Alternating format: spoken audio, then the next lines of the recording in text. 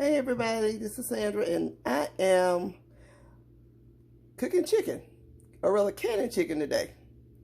And I've gotten all my other jars filled, but I just want you guys to see what I'm doing. First of all, in my jar, and I'm using quart size. Some people like to use 24-ounce jars, which is like a pain and a half. But for my family, I figure quart size would probably do better for us. And why you feel that way? Because most people that say they use 1.5 pint or a pint size is just 2 of them.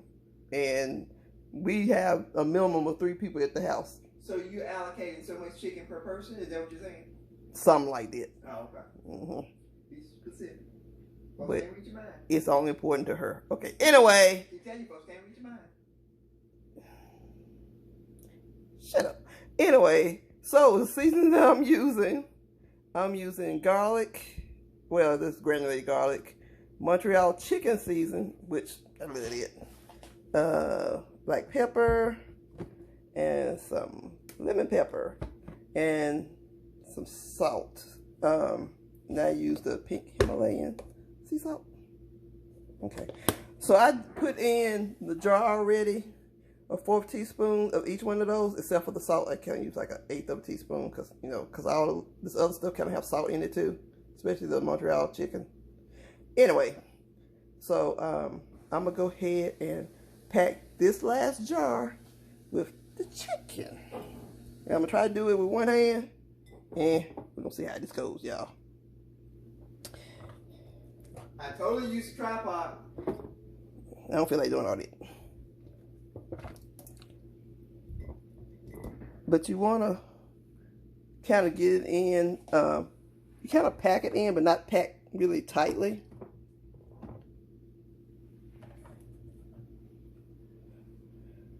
And you want to leave at least 1 inch head space. Some people leave a little bit more than that. Okay. But this is raw pack that I'm doing. Okay. See how easy that was? Just that easy. Okay. And then, let me see.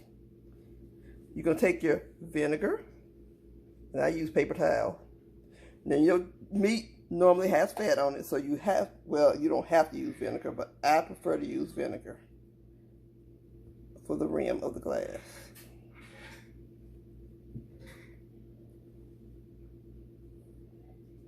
Okay, and let me get my lid just a second. Okay, back on the other side of the kitchen. Anyway, and by the way, I'm using wide mouth jars. Most people prefer to use wide mouth jars because it's easier to get bulky items like chicken and green beans and potatoes. You know, they're usually in chunks, right? So it's easier to get them out of the jar if you use wide mouth lids. So there's my lid. And put my ring on. Fingertip tight. And it's already go in the canner. And this is the cold method. Remember me telling you guys use hot on hot on hot. Then this cold on cold on cold. So my jars are cold. My canner is cold. The chicken is cold. Because I'm using the raw pack method. So I'm going to go ahead and get this processed.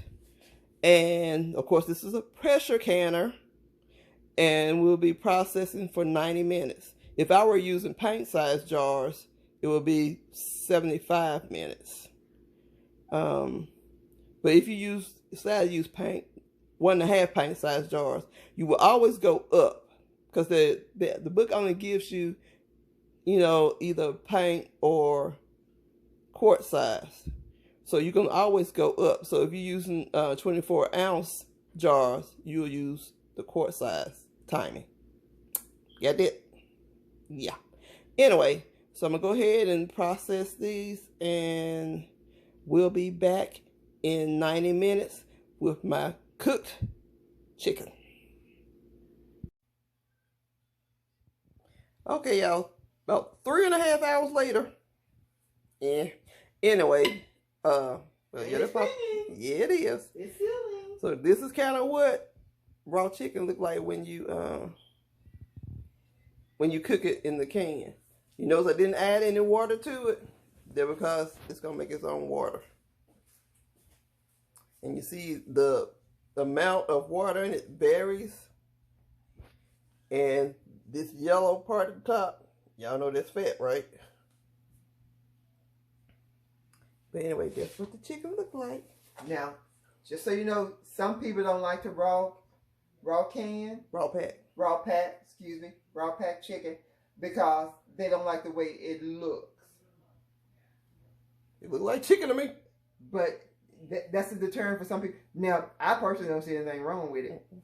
But some people have a problem with the way it looks. It look like boiled chicken. That what it look like to me. You know, because the chicken is brown. Right. But we grew up eating boiled chicken. I guess everybody didn't grow up eating boiled chicken. So, but anyway, and that's a deterrent for some people. Some people like to cook it a little bit before they actually pack it. Now, you know, we're not about making our life hard. So, I don't see nothing wrong with it myself. You know, it looks fine to me. And it smells. It smells good. Delicious. It smells delicious, just so y'all know. So, you know, like Sandra said, it just depends on what seasoning that you put in it. Because if you put something in it that's going to give it some kind of coloring, like turmeric, then you can look for that coloring to be in it. I think paprika and stuff like that gives color as well. So, and maybe that's the deterrent that they're having. They just don't know that's it. I don't know. But anyway, but like I said, it smells good. Get you some rice, and you got you a dinner. Right. A roast con pollo. Okay. Yeah. Anyway. Chicken and rice. Is that what they call? Yeah, in Spanish, a roast con pollo. Yeah, well, see, I took 2 years of French, and I still don't know anything but we. So. Lucy. I love Lucy. Okay. Okay. Yeah, whatever. Anyway. But y'all, this concludes this video. And until next time, what you say, Tanya? Hashtag. Don't forget to like, comment, and subscribe. And hashtag leave a legacy. Anyway, y'all. Peace out.